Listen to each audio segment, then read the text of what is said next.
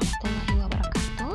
Mari kita lanjutkan materi bab 1 pada subtopik berikutnya. Kemarin kalian sudah mempelajari tentang sains dan ilmuwan sains yang bekerja di laboratorium. Kalian familiar dengan karakter ini? Pasti ini juga sudah tahu apa yang ia lakukan. Nah, apa persamaan dari kedua gambar ini? Ilmuwan sains bekerja seperti detektif dalam hal mengamati, bertanya, melakukan penyelidikan, mengumpulkan bukti-bukti, lalu menyimpulkan.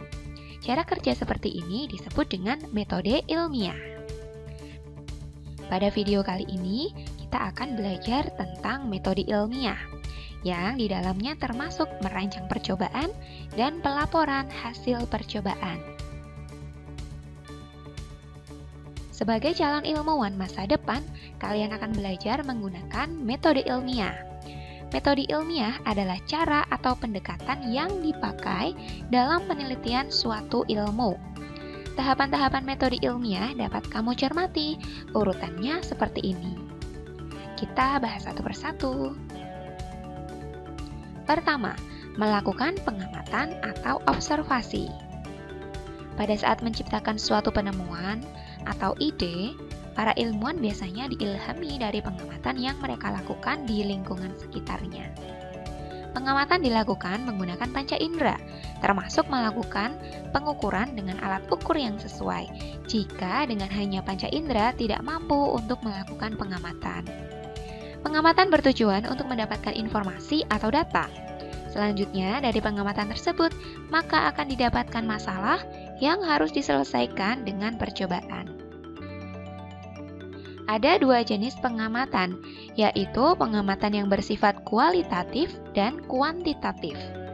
Pengamatan kualitatif dinyatakan dengan deskripsi menggunakan kata-kata saja. Misalnya, pengamatan terhadap air yang dipanaskan. Hasilnya adalah terdapat gelembung udara saat mendidih dan ada asap tipis di bagian atas air. Itu pengamatan secara kualitatif. Pengamatan kuantitatif, hasilnya dinyatakan dengan angka-angka. Misalnya, pengamatan pada air yang dipanaskan, hasilnya adalah volume airnya 200 ml, mendidih dalam waktu 5 menit, suhu air sebelum dipanaskan yang terukur termometer adalah 18 derajat Celcius. Tahap kedua yaitu membuat hipotesis dan mengidentifikasi variabel. Hipotesis merupakan perkiraan atau dugaan sementara dari jawaban terhadap tujuan percobaan yang akan diselidiki. Tentunya kalian bisa memperkirakan bahwa akan terjadi hujan kan? Perkiraan tersebut kita buat berdasarkan pada pengetahuan atau pengalaman yang dimiliki sebelumnya. Dengan kata lain, hipotesis bersifat logis atau masuk akal. Hipotesis semakin lengkap apabila didukung oleh alasan dari segi ilmu sains atau ilmiah. Selanjutnya, kita dapat mengidentifikasi variabel-variabel yang ada dalam percobaan. Suatu variabel adalah faktor, kondisi, atau unsur yang dapat berupa angka atau jenis. Ada 3 macam variabel: variabel bebas, variabel terikat, dan variabel kontrol. Variabel bebas yaitu suatu faktor yang dianggap dapat menentukan variabel lainnya. Variabel terikat yaitu gejala yang muncul atau berubah dalam pola yang teratur dan bisa diamati. Ketiga, variabel kontrol, yaitu faktor yang dibuat tetap sama selama percobaan.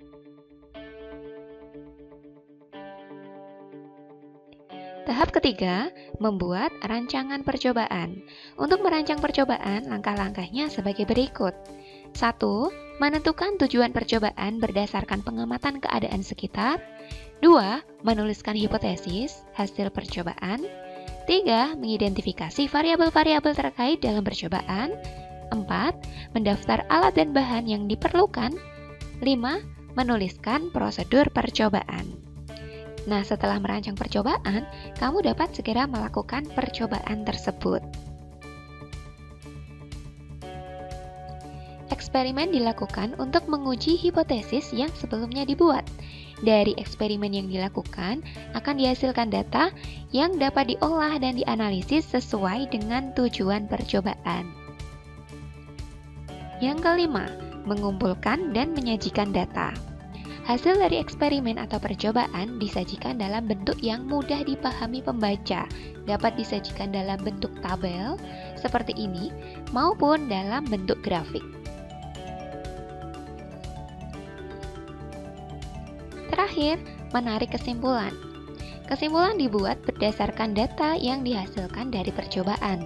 Kesimpulan merupakan jawaban dari tujuan percobaan yang dirumuskan sebelumnya. Kesimpulan menyatakan apakah hipotesis diterima atau ditolak. Selanjutnya, kita akan memperdalam bagaimana caranya merancang percobaan. Tahapannya sudah disampaikan tadi ya. Nah, mari kita ulas satu persatu.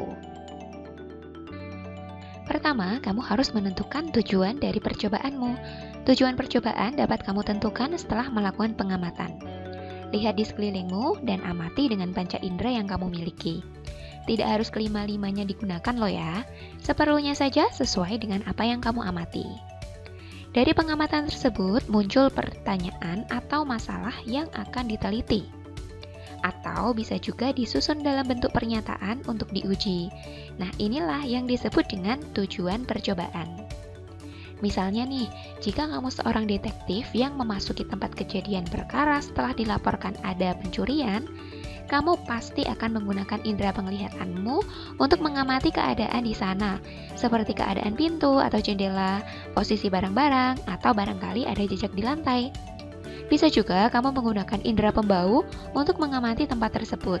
Misal ada bau parfum tertinggal, atau bau kabel terbakar, dan lain-lain. Dari hasil pengamatan, kamu dapat menentukan tujuan percobaan yang harus dapat diuji, dapat dilakukan, dan bukan merupakan pendapat pribadi. Contohnya dalam sains, kamu mengamati di halaman rumah kamu ada beberapa tumbuhan sirih yang ditanam ibumu. Kamu mengamati perbedaan bahwa tanaman sirih yang merambat di batang pohon mangga, batang sulurnya lebih panjang-panjang daripada tanaman sirih yang merambat di tembok. Kenapa ya? Terlihat bahwa di bawah pohon mangga lebih rindang, sehingga tanaman sirih mendapatkan sedikit sinar matahari. Sedangkan tanaman sirih yang merambat pada tembok selalu terpapar sinar matahari setiap siang. Contoh rumusan masalahnya. Bagaimana pengaruh intensitas sinar matahari terhadap pertumbuhan sulur batang tumbuhan sirih? Nah, tujuan percobaannya akan menjadi seperti ini. Menyelidiki pengaruh intensitas sinar matahari terhadap pertumbuhan sulur batang tumbuhan sirih. Kalian lihat ada bagian tulisan yang berwarna biru dan hijau.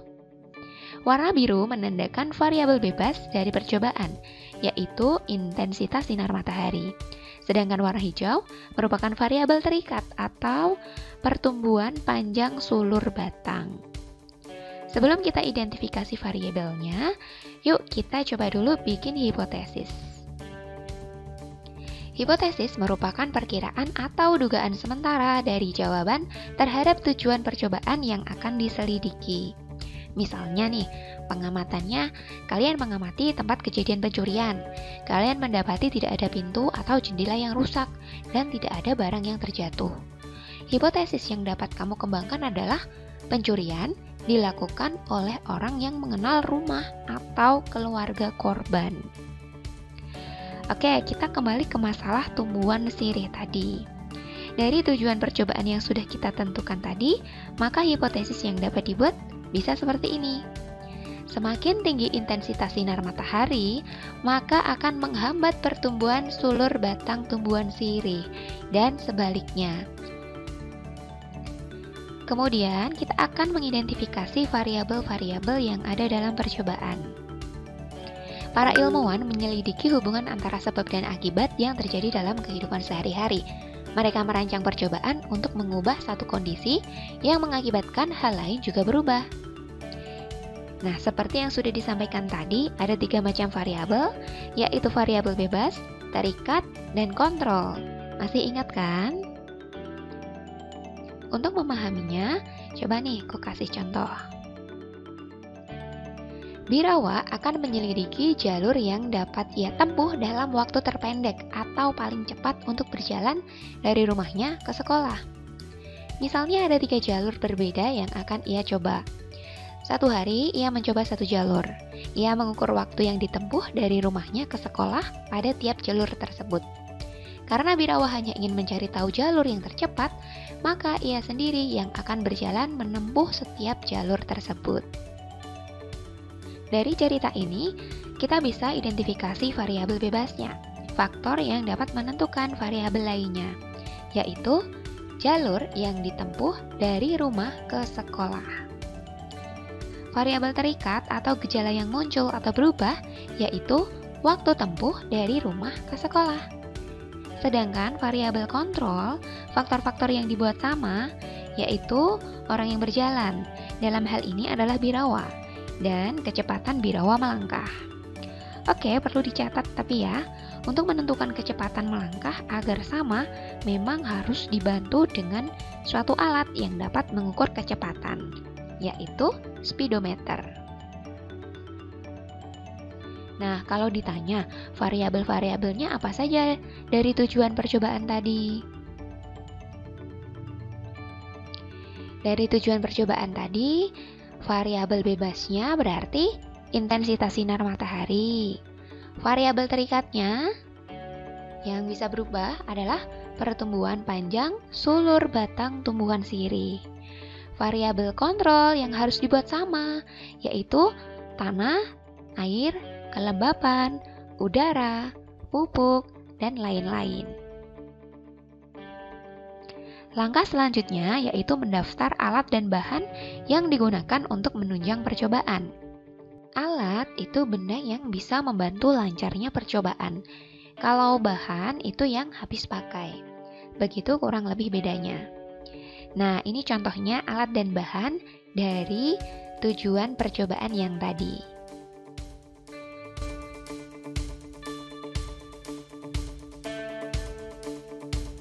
Tentunya kita juga harus memiliki panduan urutan langkah-langkah yang rinci untuk melakukan percobaan, agar percobaan berjalan dengan baik dan tidak ada yang terlupakan. Langkah-langkah ini disebut dengan prosedur percobaan. Inilah contohnya prosedur percobaan tumbuhan sirih tadi.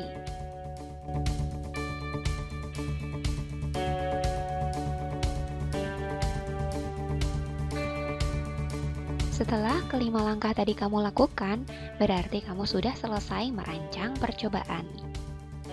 Selanjutnya, kamu dapat melakukan percobaan sesuai dengan prosedur percobaan yang kamu buat. Terakhir, lakukan pelaporan hasil percobaan dengan menyajikan data percobaan, serta menarik kesimpulan apakah hipotesis yang kamu buat diterima atau ditolak. Percobaan atau penelitian dilaporkan secara lengkap meliputi rancangan percobaan dan hasil percobaan. Laporan percobaan yang lengkap memuat 1. Tujuan percobaan, 2. Hipotesis, 3. Variabel, 4. Alat dan bahan, 5. Prosedur percobaan, 6. Pengumpulan dan pengolahan data hasil percobaan, dan 7. Kesimpulan. Baiklah, kamu sudah mempelajari metode ilmiah dan sudah tahu bagaimana merancang percobaan. Sekarang kamu bisa berlatih merancang percobaan yang bertujuan untuk menyelidiki apakah banyaknya pupuk yang ditambahkan mempengaruhi pertumbuhan tanaman menjadi lebih besar. Tentukanlah 1. Hipotesis dari percobaan ini, 2. Variabel bebas, terikat, dan kontrolnya apa saja. 3. Alat dan bahan yang digunakan dalam percobaan. Dan yang keempat, prosedur percobaan singkat. Bagaimana langkah percobaan yang dapat kamu lakukan. Selamat bekerja. Believe in yourself, you can do this. Kita ketemu di video selanjutnya. Wassalamualaikum warahmatullahi wabarakatuh.